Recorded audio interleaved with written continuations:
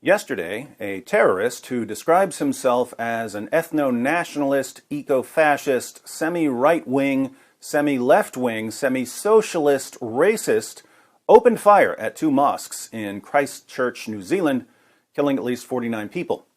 The world is shocked, but to me, the only surprising feature of this attack is that it occurred in New Zealand. Apart from that, I've been predicting attacks like this for years. And you don't need to be a genius to predict these attacks. Anyone who thinks carefully about human nature and the situation we're in can figure out where this is leading. All the way back in 2010, when Nabil and I were arrested and thrown in jail for having a peaceful discussion on a public street, I was pointing out what would happen if our leaders continued to oppress open, honest discussion about Islam. When tensions rise, when people become frustrated, we want them to have a peaceful outlet. We want them to respond with discussion or criticism or even ridicule, but not with violence.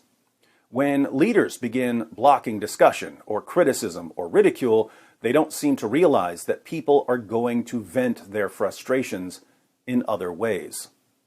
Here's David Wood in 2010. You see, the mayor's position, let's call it the ostrich approach, will not end well. You can't ignore the conflicts between Islamic law and Western values forever. And if you continue to ignore them, the tension is going to build, and we're seeing this all around the world, until people finally can't take it anymore and people on both sides react in a really bad way because they haven't learned to discuss difficult issues like adults. Our approach is to bring the issues to the surface and to address them. Yes, things can be a bit tense and uncomfortable initially, but in the long run, both Muslims and non-Muslims will realize that we can discuss Muhammad and the Quran and Sharia without resorting to threats, intimidation, violence. The following year, Anders Breivik went on a killing spree in Norway. In his 1,500-page manifesto, he explained why he concluded that violence was the way forward. He said that while growing up, he witnessed numerous instances of violence by Muslims. He came to view Muslim immigration as the primary threat to European civilization and decided that he had to do something about it. However, Breivik said he noticed that whenever people criticized Islam, they were immediately shouted down as racists and bigots. So he came to view speech as pointless. Here's David Wood in 2011, quoting passages from Breivik's manifesto. In the 1990s, when Breivik became convinced that Islam is a threat to European civilization, he decided to go into politics. But he soon realized that anyone who questions Islam is labeled a racist and marginalized. Since Islam was beyond criticism, Breivik came to regard political participation as utterly pointless. It is meaningless to participate in the democratical process when you are not allowed to raise important issues without being subjected to political and social persecution through stigmatization and ridicule. It is time to acknowledge that we, the cultural conservatives of Western Europe, are deceiving ourselves to believe that it is remotely possible to change the system democratically. Breivik realized this in the year 2000. Around the same time, he also concluded that the media has such a stranglehold on public perception, speaking out against Islam is futile. There is no freedom of speech in Europe. If you don't cheer and embrace your own annihilation, you are a racist bigot, an enemy of the establishment, and must be suppressed, ridiculed, undermined, and persecuted. Well now, you're a young Norwegian who sees immigration and Islam as the chief threats to Western society, but all peaceful avenues of addressing these threats have been blocked by politicians and the media. What do? In order to successfully penetrate the cultural, Marxist, multiculturalist media censorship, we are forced to employ significantly more brutal and breathtaking operations which will result in casualties. In order for the attack to gain an influential effect, assassinations and the use of weapons of mass destruction must be embraced. The primary goal of the shock attacks is not the immediate physical manifestation of the attack, destroying a few buildings, killing a few hundred traitors, but rather the indirect effects. Shock attacks will have the potency to penetrate the strict censorship regime of the cultural Marxists, multiculturalists. The purpose of the violence is to break through the protective wall the media has constructed around the topic of Islam. Now, Breivik apparently has some mental health issues, but that doesn't mean that other people won't come to the exact same conclusions that he came to. So, I've been warning people for years that we're going to see more of this. Think about it. Lots of people are concerned about the spread of Islam. They're worried about their children. They're worried about terrorism. They're worried about rape gangs. But the moment they start to express any concerns about the teachings of Muhammad, they're called racists and bigots and hate mongers and Islamophobes. It doesn't take a prophet to realize that some of these people are going to give up on discussion and dialogue and instead turn to violence. Here's me predicting this, once again, during a live stream with Robert Spencer just last year.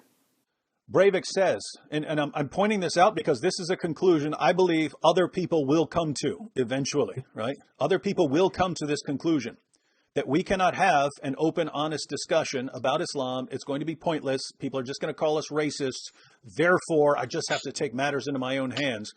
Other people are going to, now to be clear, you and I don't believe it's over. We believe we still can have this discussion, and I happen to believe that Islam is going to keep pressing with jihad until people actually start to listen to what we have to say.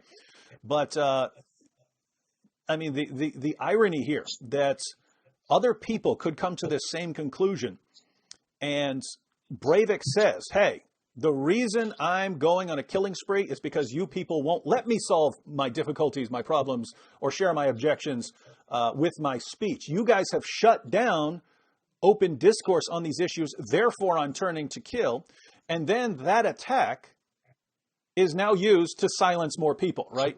So, yes. And for years it was, not just with you. Anytime you brought up any criticism of Islam, they said, aha, this is what gave rise to Anders Breivik. This is the attitude that gives rise to Anders Breivik. And so we have to silence these people so we don't end up with more Anders Breivik. Silencing people is what led to Anders Breivik. But I didn't just predict that more of these attacks were coming. I also predicted how they would be used. Here's what I said last year to people who advocate killing Muslims. If you really believe that slaughtering Muslims is the way forward, what color is the sky in your world if you think that Western governments are going to climb on board your crazy train? We've got jihadis on one side saying, kill the infidels, they're a threat to our way of life. And we've got you on the other side saying, kill the Muslims, they're a threat to our way of life. Perhaps you haven't noticed, but Western governments and the education system and the entertainment industry and the media are in love with all things Islamic. You, the guy typing nuke Mecca in the comments section of YouTube, sound like a complete lunatic to them. So unless you've been secretly developing some awesome mind control device that can convince politicians and reporters to completely reverse their positions, you're delusional if you think that your comments section rants are going to become public policy. But maybe you're not counting on the government at all. Maybe you're counting on the nut job you see in the mirror every morning. Maybe you're already typing, I don't need anyone else. I'll just kill them all myself. Newsflash. Going on a killing spree yourself is even dumber than counting on the government to do it for you. What could you possibly hope to accomplish with your killing spree? Governments around the world are pushing for new laws that block hate speech against Islam. If you start killing Muslims, guess whose crime is going to be Exhibit A for every politician trying to protect Islam from criticism? Yours, genius. Nothing you could do in life would help the global jihad more than violently attacking Muslims. Beyond that, whatever idiotic ideology is rolling around in that head of yours, politicians and the media will lump your views together with people who condemn violence. Politicians and the media won't say, oh, there's some violent loser who attacked a bunch of Muslims, unlike most critics of Islam who condemn violence and criticize Islam peacefully. Instead, they'll say, see, this is what people who criticize Islam really want. What's terrifying now is that the Christchurch terrorist is aware of how his attack will be used. He discusses it in his manifesto. He's thinking about this in a different way. He wants to speed up the process of radicalization on both sides. He wants his attack to be used to silence people so that these people will give up on peaceful criticism and turn to violence. He wants violence to escalate on both sides until there's a war. He wants a war because he's convinced that a war is the only way to stop the advance of Islam. To be clear, the Christchurch terrorist says that he isn't really concerned about Islam as an ideology or Islamic culture. He's simply concerned that high birth rates among Muslims will lead to the marginalization and eradication of whites. He says he's not scared of Islam, he's only scared of the high birth rates of non-white Muslims. So here we have a man who knows how his mosque attacks will be used by people who want to silence critics of Islam. And he admits that he's carrying out the attacks to fuel division, speed up the conflict, and get a violent revolution. And how are politicians and journalists and activists responding? They're responding by doing exactly what the Christchurch terrorist wanted them to do. Politicians and journalists and activists are puppets. And now we've got terrorists as their puppet masters. Stay tuned because I'll be live tonight at 6 o'clock p.m. Eastern Time with Robert Spencer, then again at 8 o'clock p.m. with the Apostate Prophet, and once again at 10 o'clock p.m. with Abdullah Samir.